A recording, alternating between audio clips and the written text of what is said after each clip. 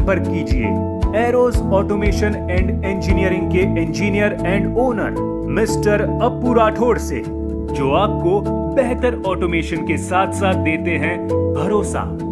आने वाली अपडेट्स के लिए वीडियो को लाइक करें, शेयर करें और चैनल को सब्सक्राइब करें।